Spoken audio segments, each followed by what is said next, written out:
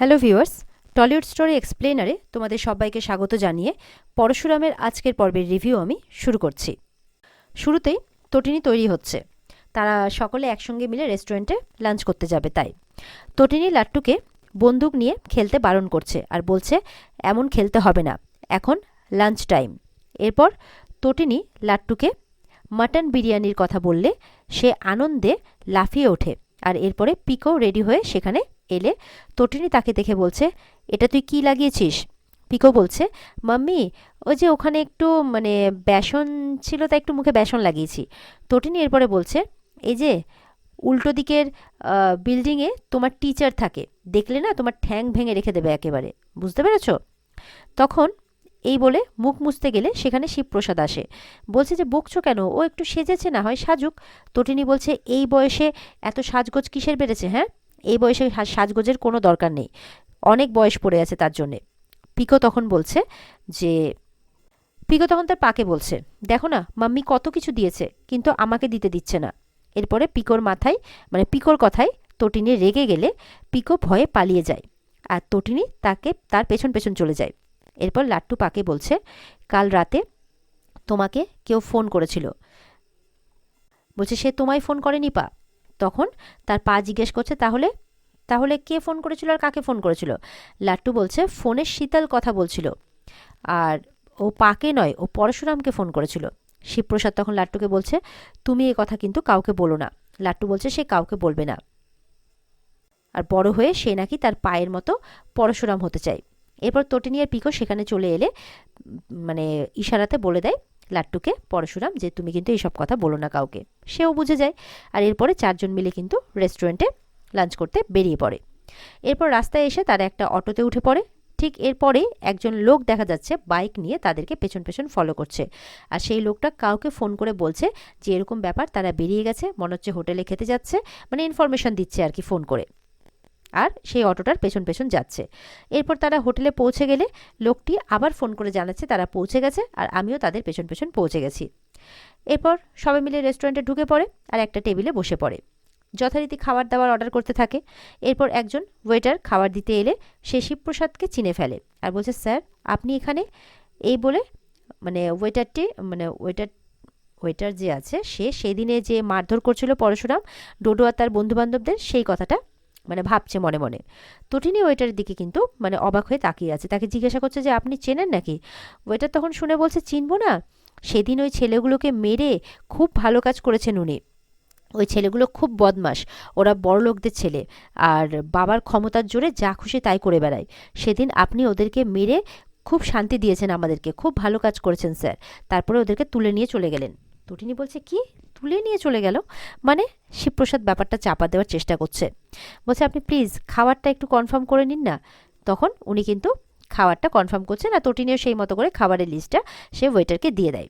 তটিনীর মনে এবার প্রশ্ন জাগছে যে শিবপ্রসাদকে ওই লোকটা কি বলে গেল, আর তুমি কাকে মারধর করছিলে, জিজ্ঞাসাও করছে এরকমভাবে। শিবপ্রসাদ কি বলবে কিছু বুঝে পাচ্ছে না।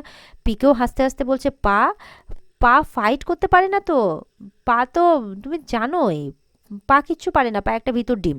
তটিনী বলছে, একদম ভদ্রভাবে কথা বলো, চুপ করে থাকো, একদম এরকম কথা বলবে না। এরপর শিবপ্রসাদকে বলছে, কি হলো তুমি বলো না গো, ওই লোকটা ঠিক কি বলে গেল, আমি তো কিছু বুঝতেই পারলাম না। তখন যেই লোকটা তাদেরকে ফলো করছিল সেও কিন্তু একটা টেবিলে বসে পড়ে আর ঠিক তাদেরকে লক্ষ্য করছে সেখানে বসে বসে। আর শিবপ্রসাদ কিছুক্ষণ চুপ করে থাকার পর বলছে যে মনে হয় গুলিয়ে ফেলেছে কারোর সাথে, বুঝতে পারলে? আমি মারপিট করব, আমার পক্ষে মারপিট করা সম্ভব? তোমার কি মনে হয় আমি জীবনে কোনোদিনও মারপিট করেছি? পিকো তখন পাশ থেকে বলছে, পা তো কারোর সাথে মারপিট করতেই পারে না, সেদিন দেখলাম একটা আরশোলা দেখে পা চিৎকার করে বেরিয়ে এলো। তটিনী আবারও পিকোকে চুপ করতে বলছে আর শিবপ্রসাদকে একই কথা জিজ্ঞাসা করছে।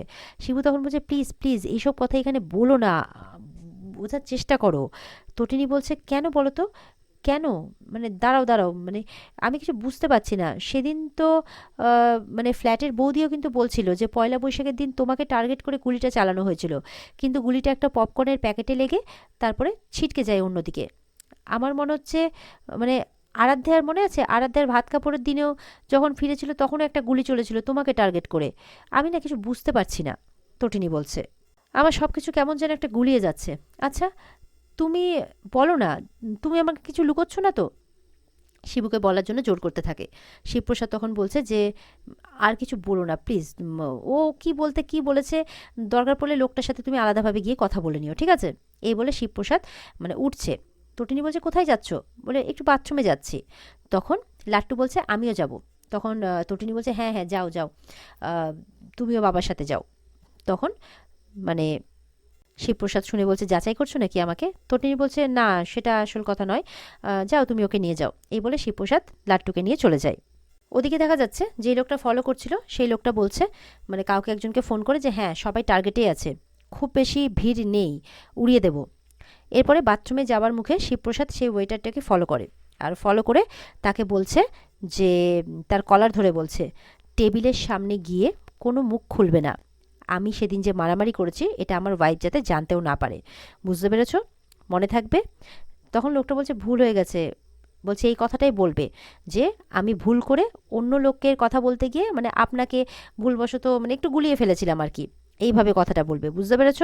লোকটা তখন সেরকমভাবে বুঝে যায়, তাও একটু দোনোমনো করলে বলছে স্পেশাল ব্রাঞ্চ একেবারে তুলে নিয়ে যাব, তারপরে কি অবস্থা করব, একদম উত্তম মধ্যম পড়বে, বুঝতে পারবে না যে কি হয়ে গেল এটা, সুতরাং চুপ করে থাকবে।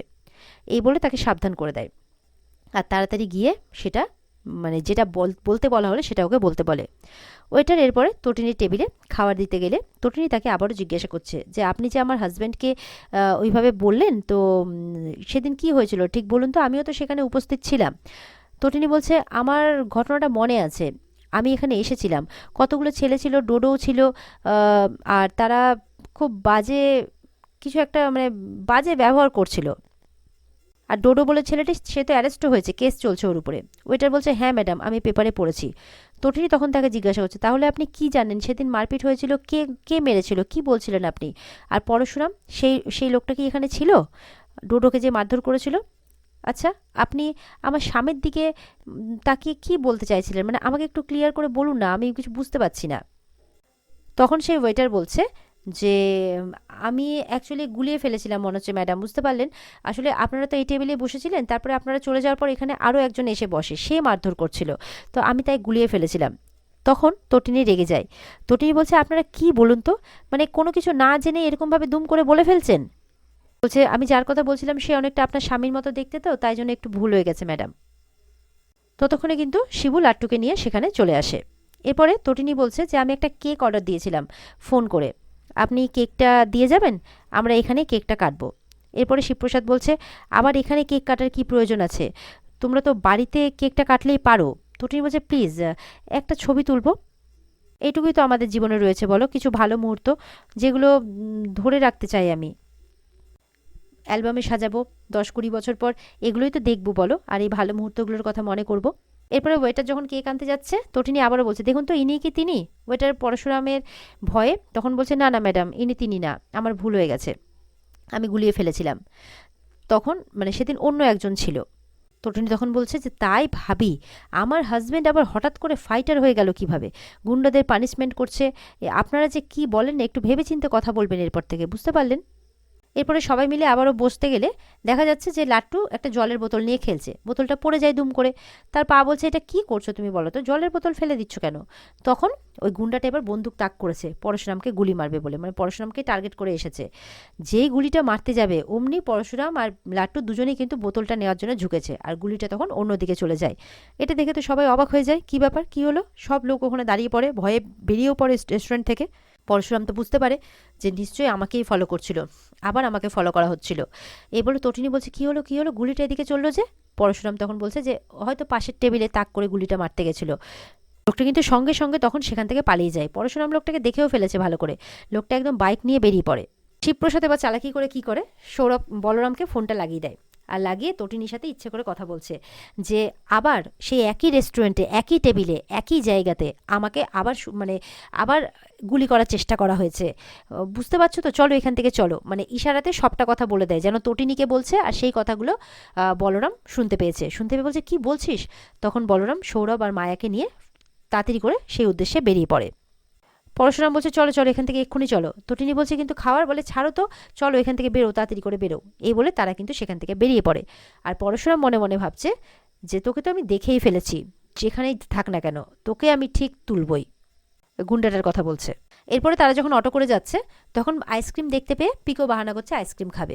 তটিনী বারণ করছে, না কোনো দরকার নেই আইসক্রিম খাওয়ার। তখন বলছে পরশুরাম যে খেতে দাও না, কিছু তো খেলো না, আইসক্রিমটাই না হয় খাক, তারপর বাড়িতে গিয়ে কিছু একটা অর্ডার করে নেব আমরা খাওয়ার। এই বলে সবাই মিলে আইসক্রিম খেতে নামে। আইসক্রিম খেতে খেতে তখন পরশুরামের ফোনে মেসেজ আসে যে লোকটা ঠিক কতটা দূরত্বের মধ্যে আছে। আর এবার কি করে যাবে পরশুরাম?